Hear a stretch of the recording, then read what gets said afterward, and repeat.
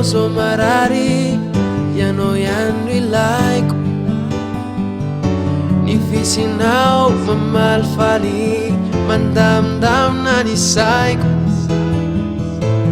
Raha vo tsisy ianao so mijaly, mila hianatra amin'ny aiko. Zaho manana anao normaly, lay hafanana nolovaiko.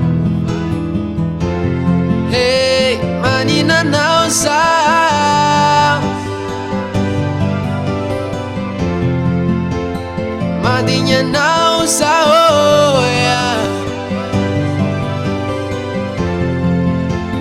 maty aminao zaho.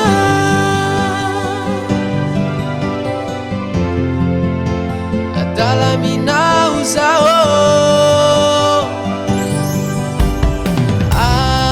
aizinao mody enao fa so mangatsika, efa ela no nendrasako anao.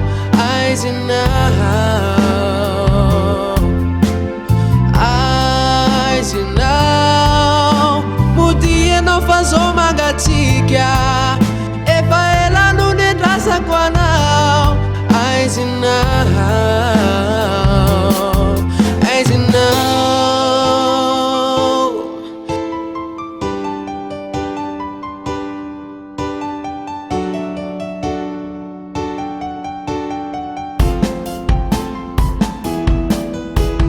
Miasany saiko alohany atory, tonitonao paorina. Zay rehetra tao tô manorisory, ahitanao ny fanirina. Isanandro aho tô lasalasa saina, mieritreritra anao. Miay ny masaka ao an-tsaina, miandrandra andro fahovao. Hey, maninanao zaho,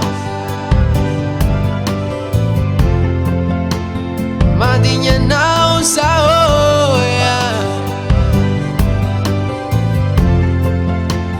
maty aminao zaho.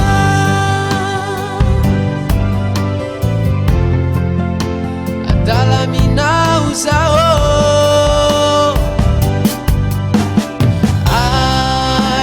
aizinao mody enao fa so mangatsika, efa ela no nendrasako anao.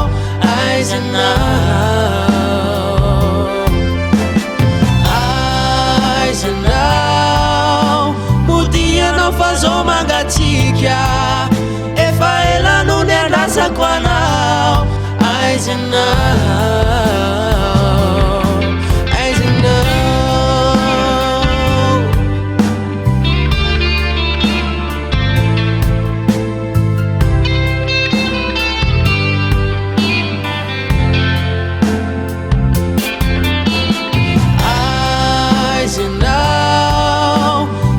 Aizinao fa so mangatsika, efa ela no nendrasako anao.